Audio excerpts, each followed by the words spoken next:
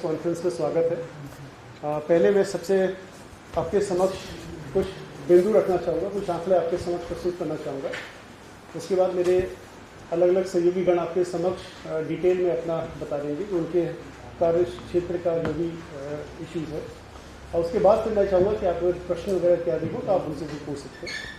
और सबसे पहले कल की स्थिति आपको हमारे हेल्थ बुलेटिन के माध्यम से ऑलरेडी अवगत आप सभी होंगे कि हमारे संक्रमित मरीज 4,785 आए। इसके सापेक्ष जो मरीज हमारे स्वस्थ हुए थे वो 7,019 है। सो हमारे ऑलमोस्ट 2,300 से ऊपर अधिक मरीज स्वस्थ हुए। हम लोग चाहेंगे कि लगातार इसी प्रकार से भी आगे श्रृंखला बनी रहे। सेकेंड, आपने ये देखा होगा हमारे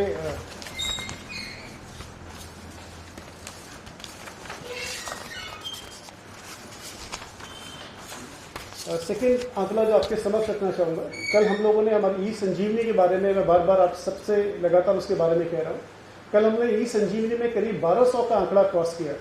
ये बहुत महत्वपूर्ण आंकड़ा इसलिए है बिकॉज हम लोग लगातार ई संजीवनी को बहुत ज़्यादा पुश कर रहे हैं। आप सभी को पता है कि हमारा राज्य में कई ऐसे रिमोट एरियाज़ हैं, बहुत ऐसे पर्वतीय क्षेत्र हैं जहाँ पर हमारा मेडिकल फैसिलिटी को एक्सेस करने हेतु अगर लोगों को किसी भी कठिनाई का सामना करना पड़ रहा है तो उसके लिए ई संजीवनी एक बहुत बड़ा बून है, एक बहुत बड़ा एक आदत से उसके लिए काफ़ी अच्छा एक माध्यम है। सो इसी के तहत लगातार हम लोग ई संजीवनी को पुश कर रहे हैं और हमारा कल जो आंकड़ा 1200 के आसपास गया है। और मुझे बताते हुए अत्यंत हर्ष होता है कि पिछले कुछ समय में जो हमारे टोटल लोगों ने जिन्होंने ई संजीवनी के माध्यम से ओपीडी एक्सेस किया है वो ऑलमोस्ट 26,000 के आसपास है, जो कि काफ़ी बड़ा नंबर है। हम लोग आगे टारगेट कर रहे हैं कि लगातार इसको हम बढ़ाएंगे ताकि रिमोट में हमारे जो लोग हैं उनको हम टेली कंसल्टेशन के माध्यम से स्वास्थ्य सुविधा उपलब्ध करा सकें। पिछली प्रेस कॉन्फ्रेंस में आपके द्वारा कुछ आंकड़ों के संबंध में पूछा गया था, मैं उसको आपके समक्ष रखना चाहूँगा। हमारा पॉजिटिविटी दर जो एक समय पे 23% के आसपास था, अब वो गिर कर करीब 15% के आसपास आ गया है। हम लोग लगातार अपनी सैम्पलिंग बढ़ा रहे हैं। जैसे आपने देखा होगा कि हमारी सैम्पलिंग कल ऑलमोस्ट जो 35,000 के ऊपर थी। ऑल इंडिया एवरेज पे हमारी सैम्पलिंग आज की डेट पे जो भारत स्तर पे दर है उसकी दुगनी स्तर पे हम लोग लगातार अपनी सैम्पलिंग कर रहे हैं। कुछ और आंकड़े आपके समक्ष रखना चाहूँगा। जो ओवरऑल जेंडर वाइज प्रोफाइल है मेल एंड फीमेल का, जो हमारा नया कोविड केसेस जो 1 अप्रैल 2021 से जो संक्रमित हुए हैं, सो हमारा मेल्स है 62% और फीमेल्स है हमारा 38%। ये मोटा मोटा मैं आंकड़ा आपको बता रहा हूँ। इसी प्रकार से कल पिछली प्रेस कॉन्फ्रेंस में एज वाइज डिटेल पूछा गया था, तो यदि आप नोट करना चाहेंगे एज वाइज डिटेल भी हमारे आपके समक्ष रखना चाहूँगा। 0 से लेकर 9 साल तक 1.6% लोग इन्फेक्ट हुए, 1.6।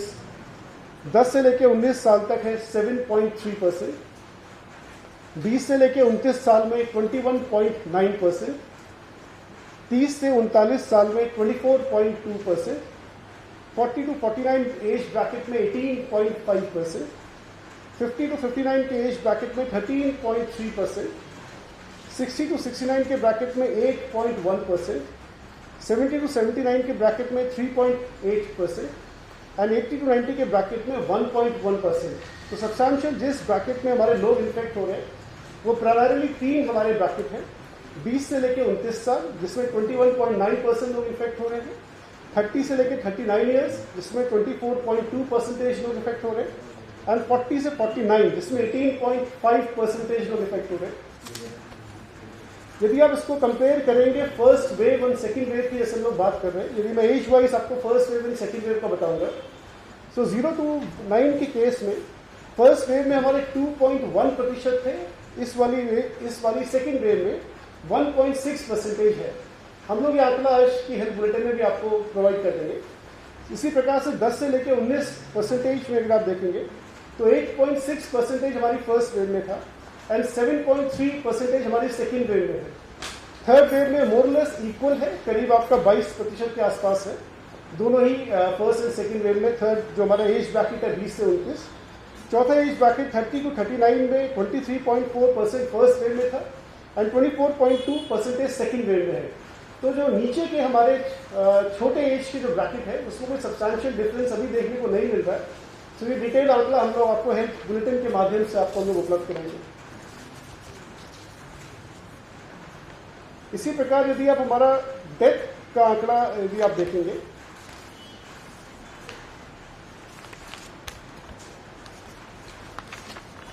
ये भी हम लोग आपको हेल्थ बुलेटिन के माध्यम से उपलब्ध करा देंगे, वो ज़्यादा उचित रहेगा। जो एक्टिव एज वाइज डेथ का बता दीजिए सर अगर है तो। वो आपको हेल्थ बुलेटिन में है, हमारे पास आंकड़ा, उसको भी आपको हेल्थ बुलेटिन के माध्यम से हम लोग बता देंगे। तो आज ये हेल्थ बुलेटिन में से लास्ट टाइम आप लोगों ने काफ़ी इसका डिमांड किया था, इसीलिए हम लोगों ने आपको ये सारी चीज़ें दी है। यदि आप जानना चाहेंगे एज वाइज कोविड डेथ का, तो आप नोट कर लीजिए 1 अप्रैल 2021 यानी कि सेकेंड वेव की मैं बात कर रहा हूँ, 0 से लेकर 9 तक 0.21%, 0.21%, 10 से लेकर 19 तक 0.17%, 20 से लेकर 29 तक 2.62%, 30 से लेकर 39 9.04%, 40 to 49 17.35%, 50 to 59 23.21%, 60 to 69 24.18%, 70 to 79 16.42%, 80 to 89 6.55%। तो सब्सटैंशियली आप देखेंगे डेथ जो हमारी अभी भी अकर हो रही है वो 40 से लेके 80 वाला जो हमारा एज ब्रैकेट है, जिसमें ऑलमोस्ट मेरे ख्याल से 80% के आसपास डेथ इसी ब्रैकेट में हो रही है। ये आंकड़ा भी हम लोग आपको हेल्थ बुलेटिन के माध्यम से उपलब्ध करा देंगे। आज हमारे समक्ष जैसे रंजीत सिन्हा साहब है जो पूरा ऑक्सीजन का मैनेजमेंट देख रहे हैं। ऑक्सीजन आप सभी की नॉलेज में है कि बहुत ही महत्वपूर्ण है, सो मैं उनसे अनुरोध करूंगा कि आपको ऑक्सीजन के समक्ष सब कुछ पूरा विस्तृत डिटेल में बताइए। नमस्कार, मैं रंजीत सिन्हा, सचिव परिवहन ऑक्सीजन सप्लाई का नोडल ऑफिसर मैं हूँ। पूरे प्रदेश में ऑक्सीजन सप्लाई के संबंध में जहाँ भी आवश्यकता है उसके अनुसार उसका वितरण का कार्य मेरे द्वारा देखा जा रहा है। जब से मैंने ऑक्सीजन का काम संभाला है उसमें 2-3 चीज़ हमने इसमें करने की कोशिश की है। पहले तो मैपिंग, हमारी जनरेशन कैपेसिटी कितनी है प्रदेश की, उसको हमने मैप किया, कहाँ कहाँ ऑक्सीजन प्रोड्यूस हो रहा है और उसको जनपद को किस तरह से डिस्ट्रीब्यूट करना है। जनपद कौन सी जनपद कहाँ से अपने ऑक्सीजन सिलेंडर या अपना जो भी रिक्वायरमेंट है वहाँ से उठाएंगे, उसको हमने मैप किया। तो हमने जब कैपेसिटी मैप करी तो लगभग 96 मेट्रिक टन जो मेजर 3 प्लांट हैं, लिंडे का, एयर लिक्विड हरिद्वार और IGL काशीपुर, ये 3 मेजर प्रोड्यूसिंग यूनिट है हमारी, वहाँ से 96 मेट्रिक टन का हमारा आवंटन है भारत सरकार से। उसके अलावा 6 छोटे यूनिट हैं, ASUs कहते हैं उसको, एयर सेपरेशन यूनिट। वहाँ से जो 6 हैं, 3 हरिद्वार में है और 3 उधम सिंह नगर में है। ये 6 में लगभग हमारा जो है 70 मेट्रिक टन, लगभग 70 मेट्रिक टन वहाँ से प्रोडक्शन है। छोटे जो 6 ASUs हैं, छोटे वाले प्लांट, उस 70 मेट्रिक टन से लगभग हमें 7700 डी टाइप बड़े जंबो टाइप सिलेंडर भरे जा सकते हैं। 7700, क्योंकि जो छोटे यूनिट हैं ये टैंकर में नहीं भरते हैं गैस, सिलेंडर में ही भरते हैं सीधा। तो 70 मेट्रिक टन से 7700 सिलेंडर यहाँ भरने की कैपेसिटी है डेली की। ये जो कैपेसिटी बता रहा हूँ डेली कैपेसिटी बता रहा है। अब ये जितने प्रोडक्शन यूनिट हैं छोटे बड़े मिला करके, इसको हमने जिलेवार मैप किया, किस जिले को कहाँ से उठाना है। ये मैपिंग का हमने आदेश जारी किया है। हिल के डिस्ट्रिक्ट कहाँ से उठाएंगे, प्लेन के डिस्ट्रिक्ट कहाँ से उठाएंगे, इससे काफ़ी सुविधाजनक हो गई। हर डिस्ट्रिक्ट को अपना एक क्लियर कट उनके पास एक प्लान है, एक तय जगह है जहाँ से कि अपने रिक्वायर्ड सिलेंडर को उठा सकें। ये हमारा प्रदेश के अंदर हो गया, यानी प्रदेश के अंदर हमारा जो लोकेशन है लगभग 167 मेट्रिक टन प्रदेश के अंदर जो हमारा प्रोडक्शन है और हमारा लोकेशन मिला करके। इसके अलावा जो कमी पड़ती है वो भारत सरकार ने दूसरे प्रदेश से, जमशेदपुर से 40 मेट्रिक टन और दुर्गापुर से 20 मेट्रिक टन हमें आवंटन किया है, अलोकेशन है। इस तरह से बाहर से जो हमें मिल रहा है, इसमें हमने जहां से प्रोडक्शन हो रहा है रेलवे के साथ, भारत सरकार के साथ कोऑर्डिनेशन करके अब तक 3 बार हमें प्राप्त हुआ है। उसमें 260 मेट्रिक टन अब तक हमारा बाहर से रेलवे के माध्यम से हमें प्राप्त हुआ है। अब उसको वो जो प्राप्ति है उसको हमने डिफरेंट रिक्वायरमेंट के हिसाब से डिस्ट्रीब्यूट किया, कुमाऊं में और गढ़वाल दोनों जगह में। हमारा एक लक्ष्य और रहा इस दौरान कि किस तरह से हम ऐसी व्यवस्था लागू बनाए कि जब पीक हो, जब ज्यादा आवश्यकता हो तो हम उस समय क्राइसिस ना हो, तो हमने रिजर्व की व्यवस्था कर ली। अब तक हमारा गढ़वाल मंडल में, देहरादून में हम रिजर्व कर रहे हैं। इसके अलावा मलेथा एक जगह है टिहरी गढ़वाल में, वहाँ मलेथा में 10 मेट्रिक टन का हमारा रिजर्व है। यहाँ पर देहरादून में लगभग 40 मेट्रिक टन, 40 से 50 मेट्रिक टन का हमारा रिजर्व हो गया है। अर्थात मोर देन 50 मेट्रिक टन हमारा गढ़वाल मंडल रिजर्व हो गया है। इसी प्रकार कुमाऊं में, जहाँ पर कि हमें क्या कहते हैं उधम सिंह नगर और हल्द्वानी, ये 2 जगह मिला के लगभग 40 मेट्रिक टन का कुमाऊं में हमारा रिजर्व हो गया है।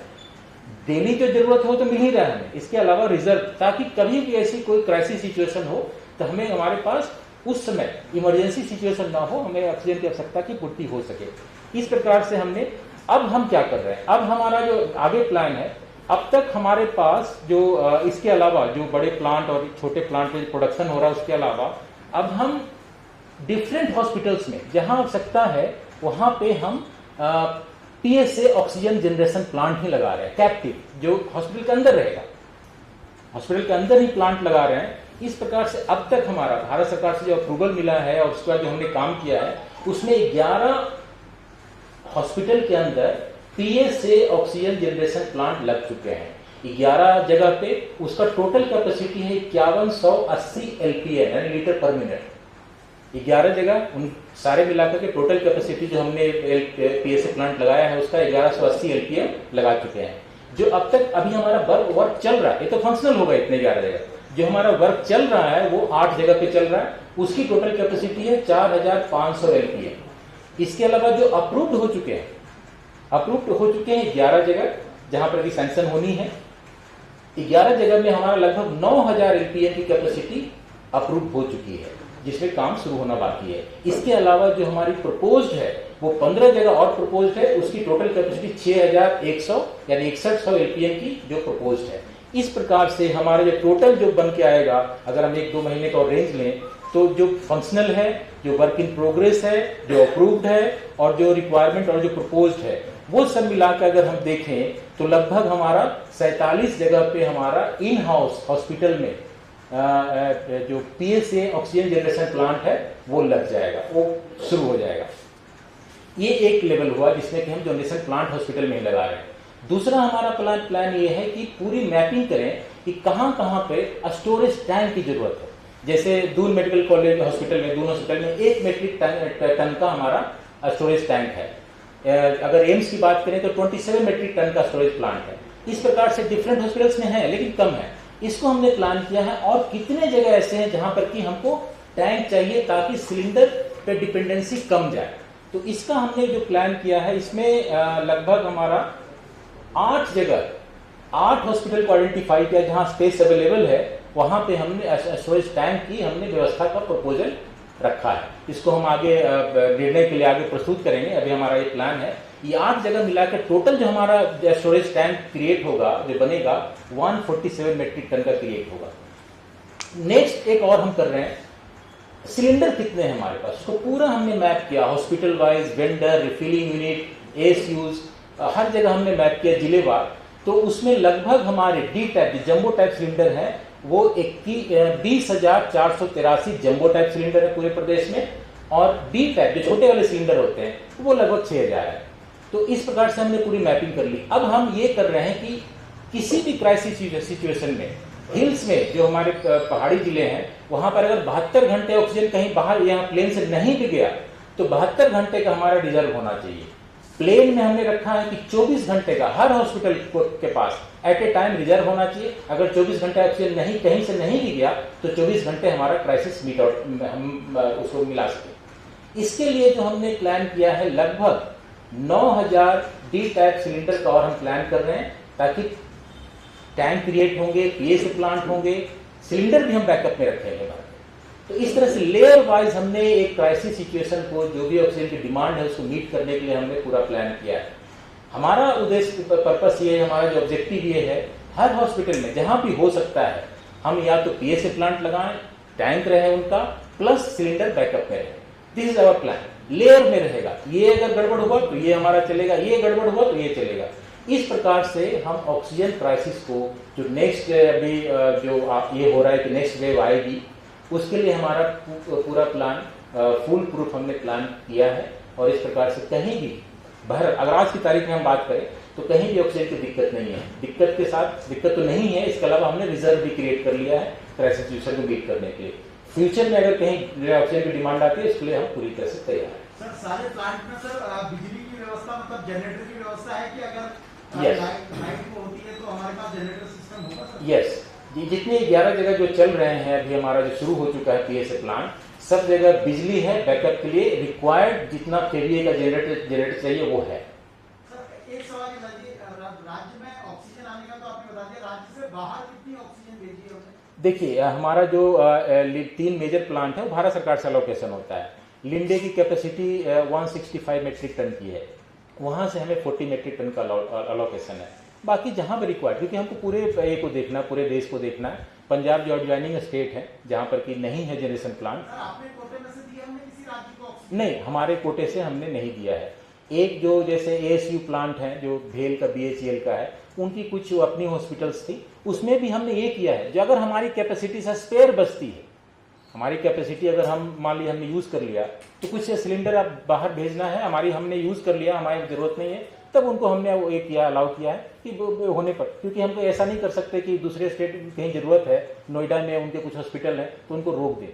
हमने ये किया है हमारी हमारे आवश्यकता पूर्ति हो जाए तो कुछ सिलेंडर आप दे सकते हैं। सर 180 मेट्रिक टन पूरा हो रहा है हमारे पास ऑक्सीजन 180 हमें जैसे हमने बताया 167 तो हमारा ही है, इसके अलावा जो बाहर से आया है तक 260 मेट्रिक टन हमें आ गया है, मिल चुका है अब तक। आज शाम में या कल सुबह 80 मेट्रिक टन और आने वाली है, तो जैसे जैसे हमें आवश्यकता पड़ रही है वैसे वैसे हम मंगा रहे हैं, तो कहीं कोई दिक्कत नहीं। सर बीच में सेंटर को एक पत्र लिखा गया था कि हम वेस्ट बंगाल से क्यों ऑक्सीजन करें, हम यहीं से हमें यही उपलब्ध करा दीजिए। उसकी क्या प्रोसेस है? देखिए, उसमें बात चल रही है अभी, हालांकि ईज आउट हो गया, अभी कोई दिक्कत नहीं है, लेकिन उसमें भी भारत सरकार का डिफरेंट जो लोकेशंस हैं कंट्री में उसको देख कर करती है, तो वहाँ पर कार्रवाई चल रही है। उसमें जैसे ही कुछ निर्णय होगा, क्योंकि हमने बात रखी है अपनी, निर्णय कुछ होगा उनको सारे स्टेट को देखना है, सिर्फ उत्तराखंड नहीं, तो उसके हिसाब से वो उनके द्वारा किया जाए। जैसे ही कोई निर्णय होगा तो हम कम्युनिकेट करेंगे आपको।